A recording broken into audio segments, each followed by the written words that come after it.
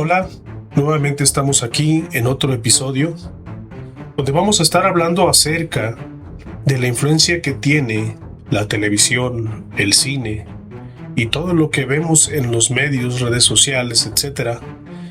Cómo hay personas que conocen la psicología, psicólogos, detrás de esto.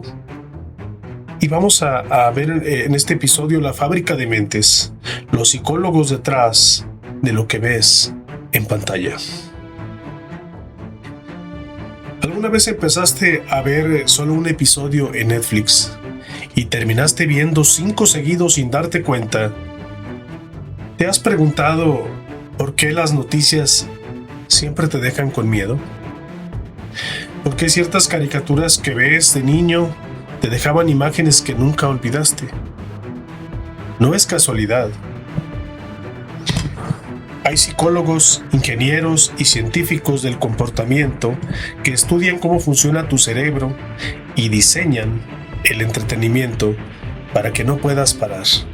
Hoy abrimos esa caja negra. Bienvenidos a la fábrica de mentes. Vamos a empezar por lo básico. ¿Qué es el primado negativo? Para entender todo lo que viene después de esto, necesitamos conocer un concepto que se llama primado negativo. Y una vez que lo entendamos, vamos a poder ver el mundo de la misma manera. O sea, a la misma manera como lo ven ellos y diferente a como lo ven los demás. En otras palabras, tu forma de ver la vida va a cambiar. ¿Qué es primar? Primar significa preparar tu cerebro de antemano, como calentar el motor antes de arrancarlo. Cuando ves, escuchas o sientes algo, tu cerebro queda preparado para interpretar lo que sigue de cierta manera. ¿Y por qué es negativo? Porque cuando ese estímulo inicial tiene una connotación negativa, una imagen de violencia, una noticia aterradora, una escena de peligro, el efecto de tu cerebro es mucho más poderoso. El primado negativo hace que una persona predispuesta interprete situaciones ambiguas o neuronales de manera negativa. O neutrales de una manera más negativa. Un ejemplo sencillo. Si ves las noticias llenas de crímenes y después sales a caminar, es probable que veas un desconocido en la calle y sientas desconfianza. Nada cambió en la calle. Lo que cambió fue tu cerebro. ¿Por qué funciona así? Tiene una explicación evolutiva. Nuestros antepasados, que recordaban mejor los eventos negativos y los peligros que tenían mayor probabilidades de sobrevivir, ese patrón fue heredado de generación en generación hasta llegar a nosotros. El problema es que hoy ya no vivimos en la jungla huyendo de depredadores, pero las empresas de entretenimiento sí saben que tu cerebro es primitivo y sigue funcionando igual, y ellos aprovechan esa parte y lo usan. Acabo de mencionar ahorita en el episodio que estoy con el podcast hablando acerca del primado negativo, cómo nuestra mente es primitiva y cómo todas las cosas que nos hacen ver en los noticieros nos sugestionan para que estemos más a la defensiva. ¿Puedes ahondar más en este tema y dar ejemplos clave para amacizar más el tema? Claro que sí. El tema del primado negativo es muy interesante porque en esencia habla de cómo nuestra mente tiende a enfocarse más en la información negativa o en las amenazas potenciales, porque evolutivamente eso nos ayudaba a sobrevivir. Entonces, si los medios constantemente nos muestran noticias alarmantes o situaciones de peligro, nuestro cerebro se queda con esa sensación de que el mundo es un lugar más hostil. Un ejemplo clave podría ser cómo las noticias resaltan mucho más los eventos trágicos que los positivos, o cómo las películas a veces nos condicionan a esperar siempre el peor escenario. Así que podemos profundizar en eso para que tu podcast tenga una perspectiva bien sólida.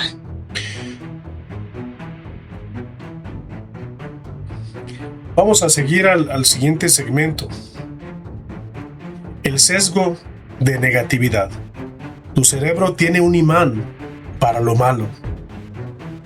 Hay algo directamente relacionado con el primado negativo que se llama sesgo de negatividad. Escucha esto con calma, porque explica mucho de tu vida diaria.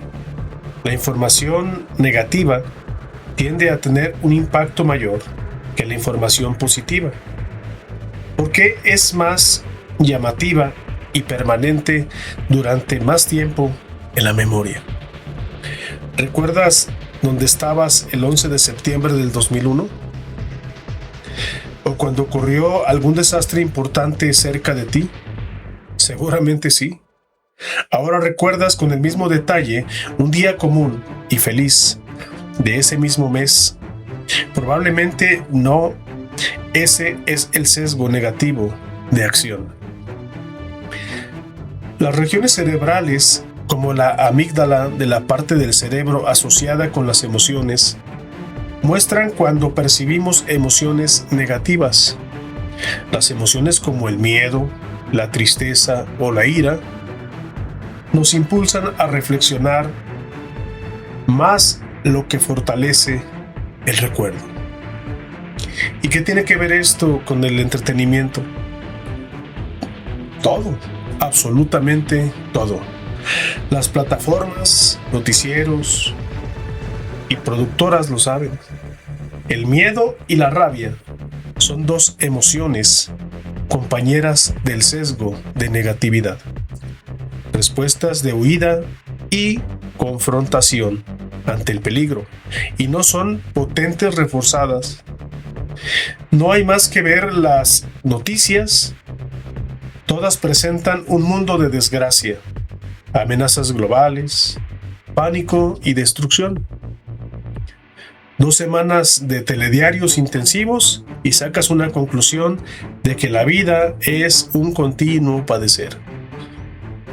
Esto no es periodismo, es un negocio y tú eres el producto. Acabo de mencionar ahorita acerca del sesgo cognitivo, cómo al estar viendo nosotros las noticias y las cosas que nos impactan a nosotros en nuestra mente, el cerebro sí las recuerda, o sea, recuerda lo malo, recuerda todo eso. Entonces nos están bombardeando por las noticias fuertemente y todo lo que ellos quieren transmitir para controlarnos a nosotros. Quiero que enriquezcas esto, por favor. Por supuesto, profundicemos en ello. Justamente lo que estás describiendo se relaciona con lo que se conoce como sesgo de negatividad. Es decir, nuestro cerebro, de forma natural, tiende a recordar más aquellas experiencias o noticias que nos impactan negativamente. Esto es algo casi instintivo. Y los medios a menudo lo utilizan para captar más nuestra atención, porque las noticias negativas generan una reacción más fuerte. En otras palabras, están reforzando ese sesgo cognitivo para mantenernos alerta. Y de cierta forma sí, pueden influir en cómo percibimos el mundo. Así que con estos ejemplos podemos darle mucha más fuerza a tu análisis. Vamos a ver este punto número 3. Los psicólogos detrás de Netflix. Y vamos a ver a Netflix como una máquina de adicción. Ahora hablemos de Netflix y Disney+, YouTube y las plataformas de streaming. ¿Por qué detrás de cada detalle que ves, el autoplay, la miniatura de la serie, el botón donde salta el intro, hay equipos enteros de psicólogos? Los creadores de esas plataformas confiesan que asistieron a clases de psicología o persuasión en prestigiosas universidades para idear tecnologías que retuvieran la atención de las personas por más tiempo. De ahí nacieron las notificaciones, los filtros, el detalle de cada aplicación. Nada es accidental, dicen. Su finalidad es ganar y retener suscriptores. Aunque el consumo compulsivo daña a las personas, el consumidor compulsivo es más fácil de retener. Por eso el diseño de Netflix, hay elementos que generan adicción. La posibilidad de saltarse los créditos acelera el visionado y que se reproduzca automáticamente el siguiente episodio. ¿Y cómo decide Netflix qué mostrarte? El algoritmo tiene en cuenta tu historial de visualizaciones, lo que ven los usuarios con gusto similares a los tuyos, la hora del día en que te conectas, el dispositivo que usas, el tiempo promedio que pasas viendo cada tipo de contenido.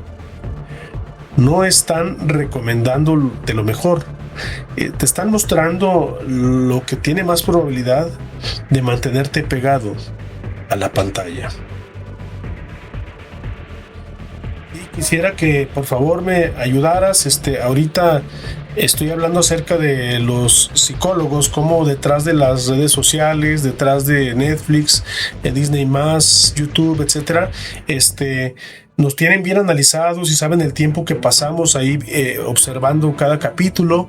Además de esto, vemos también cómo conocen las preferencias que tenemos a través de algoritmos, etcétera. Quiero que refuerces esto a profundidad, por favor. Por supuesto, es un punto muy interesante y con gusto lo reforzamos. Lo que estás mencionando es cómo las plataformas y las redes sociales utilizan psicólogos y, sobre todo, algoritmos diseñados para entender nuestro comportamiento. Ellos pueden saber cuánto tiempo pasamos viendo cada episodio, qué tipo de contenido nos atrae más, y con esto personalizan lo que vemos para mantenernos enganchados. En pocas palabras, están utilizando esos conocimientos para ofrecernos un contenido hecho a la medida que nos mantenga ahí el mayor tiempo posible. Así que definitivamente podemos profundizar en cómo ese análisis del comportamiento se convierte en una herramienta muy poderosa de las plataformas. Vamos a continuar en el segmento 4, el tragamonedas digital. ¿Cómo funciona el enganche? Hay una comparación que usó Tristan Harris, ex diseñador de Google y uno de los mayores críticos de la tecnología actual. El instinto de agradar que tenemos los humanos se ve potenciado por el diseño de estas tecnologías que generan pequeños refuerzos intermitentes en forma de avisos, alarmas o notificaciones. Y en ese sentido funcionan como los tragamonedas. ¿Por qué los tragamonedas son tan adictivos? Porque no sabes cuánto vas a ganar. A veces ganas, a veces no ganas. Y esta incertidumbre es lo que te engancha. El scroll de las redes sociales funcionan exactamente igual. No sabes qué vas a encontrar en la siguiente publicación, y si es algo emocionante o algo aburrido. Esa incertidumbre te mantiene deslizando tu dedo, y se estima que una persona desbloquea su teléfono unas 80 veces al día en promedio tras recibir una notificación.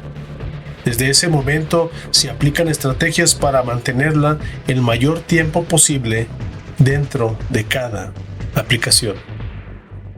Y hay algo más perturbador aún: los algoritmos logran predecir también los comportamientos ideológicos, preferencias de las personas, y que tienen la capacidad de influir radicalmente en su conducta. Cada vez me gusta o comentario que va encerrando a la persona en una burbuja en donde está expuesta solo a un punto de vista, lo que facilita moldear su realidad, como si cada individuo viera un show de Truman. Qué tremendo, ¿eh? Vamos a ver ahorita el enganche. Acabo de hablar acerca del enganche, de cómo esas notificaciones que tiene cada aplicación nos va enganchando y queremos saber más y queremos estar más ahí, y entre más notificaciones haya, más aumenta nuestra curiosidad y queremos estar metidos ahí. Ayúdame a reforzar esto, por favor, con ejemplos a profundidad.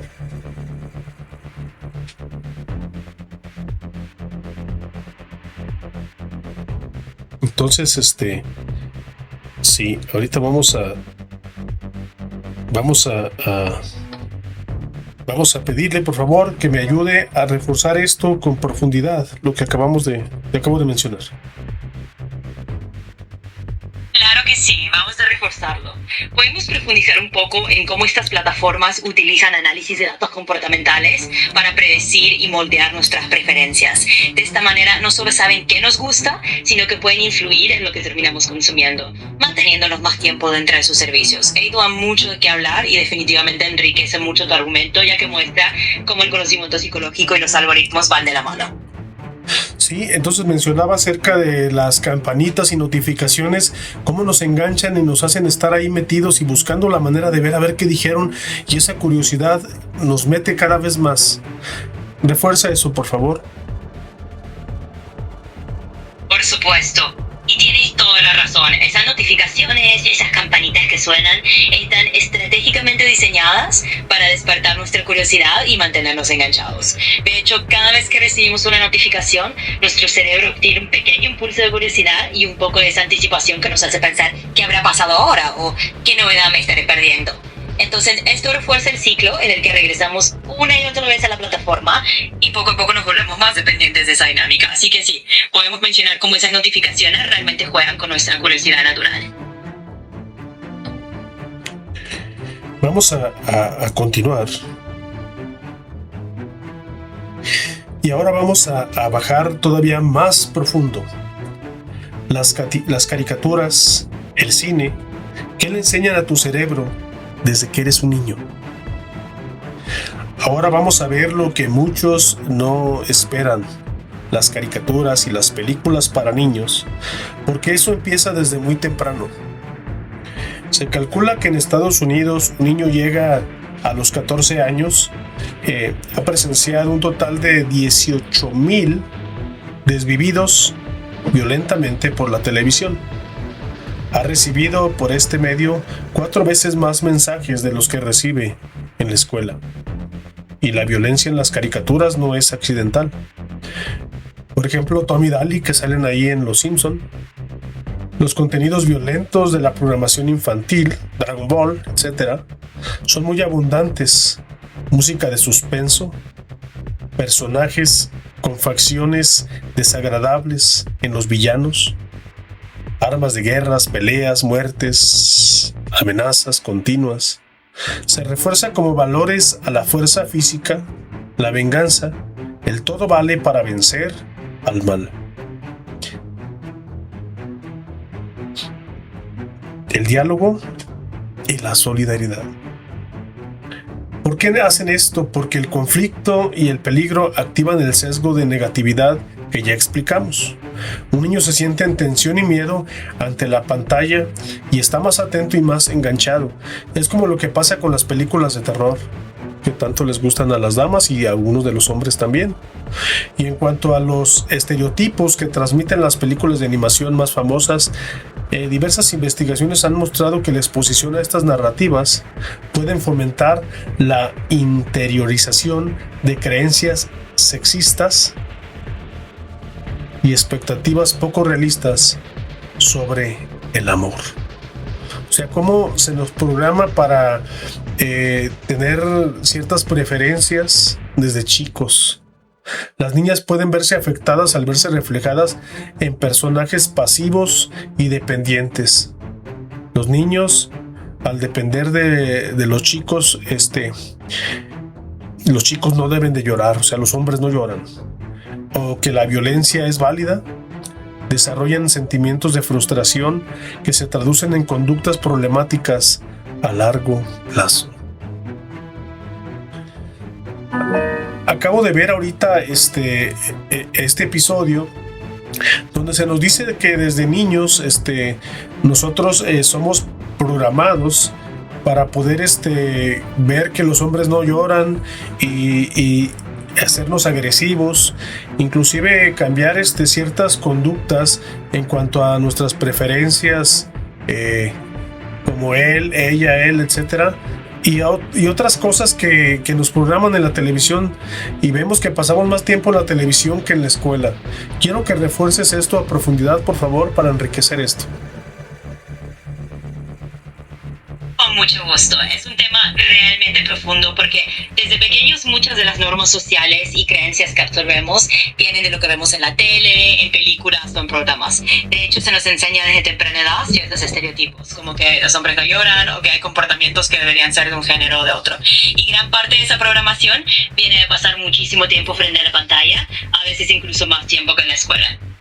Entonces podemos reforzar cómo esos mensajes repetitivos van moldeando nuestras expectativas y nuestras percepciones de lo que es normal, y esa forma de enriquecer tu tema con una perspectiva más sólida y reflexiva.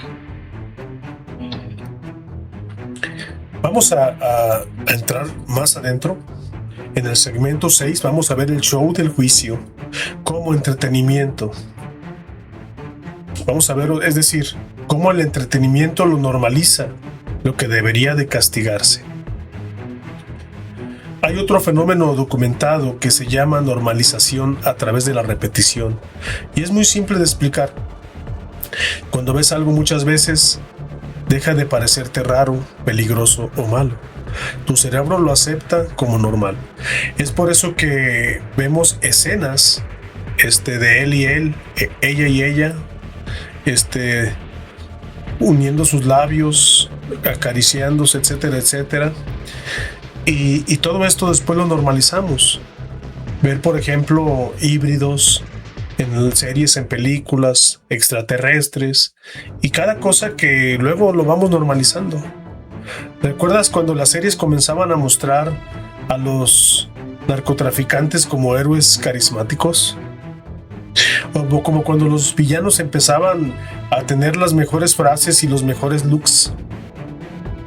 Esto no fue un accidente creativo. Es una técnica psicológica.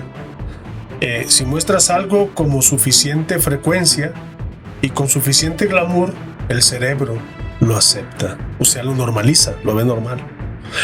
En el documental El dilema de las redes sociales, expertos en growth hacking, una disciplina que literalmente define cómo piratear la psicología de la gente, para conseguir más interacciones, aparecen después cuando charla sobre los peligros, sobre las propias creaciones. Ellos mismos reconocen haber construido un monstruo. Y sobre las series que muestran crímenes, corrupción y violencia de forma seductora, un investigador dijo, claro, están demostrando que las redes sociales y el entretenimiento pueden afectar las emociones y la conducta del usuario sin despertar su conciencia. La gente es totalmente ignorante de esto. Ahorita acabo de hablar acerca de cómo normalizan las cosas a través de imágenes y repeticiones, y cómo el estar viendo ciertas desnudos y cosas que pues están prohibidas por la misma Biblia, cómo luego lo vemos natural y lo aceptamos por esa repetición que nos bloquea. Quiero que profundices en esta aceptación y des ejemplos que no he dado para reforzarla. Por supuesto, vamos a profundizar en ello. Cuando hablamos de cómo la repetición de ciertas imágenes y contenidos, incluso aquellos que podrían ir en contra de principios religiosos o valores personales, nos hace normalizar ciertas conductas, estamos hablando de cómo los medios tienen ese poder de moldear nuestra percepción. Por ejemplo, lo que antes podía resultar chocante o tabú, con el tiempo y la exposición constante, se vuelve algo común y aceptado. Es como si se fuera diluyendo esa barrera que antes existía. Un ejemplo adicional podría ser cómo en algunas series o películas se presentan ciertos comportamientos o estilos de vida que antes eran considerados controvertidos, y al verlos repetidamente se van integrando en la cultura de una forma mucho más natural. Así que con este tipo de ejemplos podemos enriquecer aún más su argumento y mostrar cómo la repetición de imágenes realmente influye en la aceptación de ciertas ideas. Y inclusive también quiero que comentes algo. Fíjate, en una ocasión vi una película donde estaba una persona defendiendo el uso del tabaco, a pesar de que causaba cáncer, y él estaba dando argumentos y convencía a la gente que estaba en un grado de que su cuerpo estaba tan contaminado que ya estaba en un peligro eminente, y aún así los hacía que fumaran y todo lo hacía que se viera perfecto. Puedes hablar algo al respecto de esto? Claro